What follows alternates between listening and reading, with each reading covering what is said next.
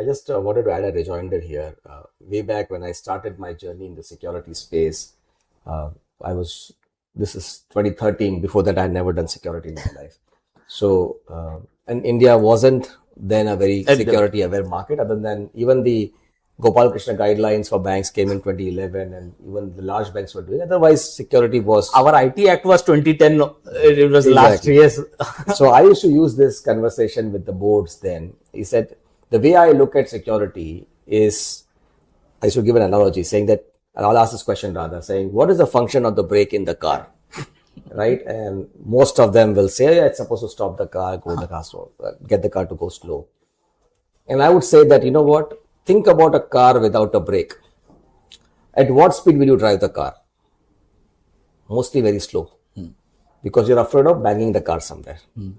It is the brake that gives you the opportunity to drive as fast as you want. Yes.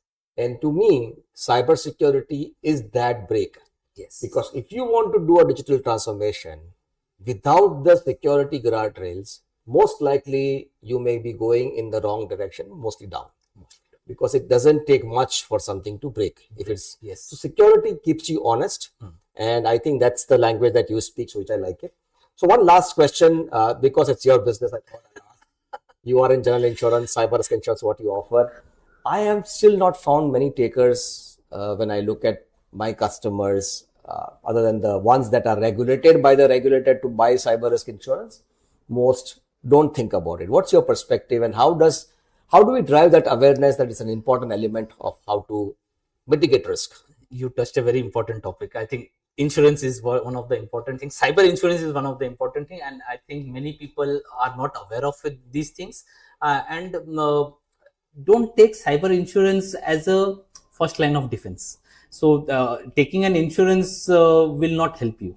It will always be a cover your residual risk. Yes. And transfer your risk.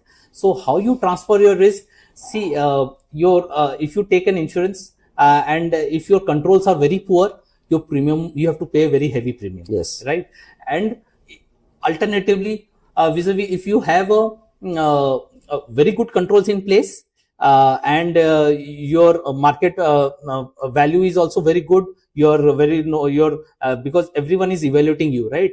And insurer, the creditor are also evaluating you, the stakeholders are evaluating you, and if your reports are also coming good in that way, then your premiums are less and you have your cyber insurance in that way. So cyber insurance, definitely one has to take it, but not at the cost of controls. Yes. So it should be your last thing to transfer your risk in a better way to mitigate whatever your residual risk you have not worked upon. So it should be not act as a cyber shield. It should be act as a backstop, as a shock absorber. So you should not fall directly. It should be a shock absorber. So and I think this word cyber insurance last 2 years only it came into the picture. So I'll give you one more example about this. That all the regulators have asked, any breach happens, you have to report it within 6 hours. Yes. Right? So no one tells you about it. Who will going to help you in those first 6 hours?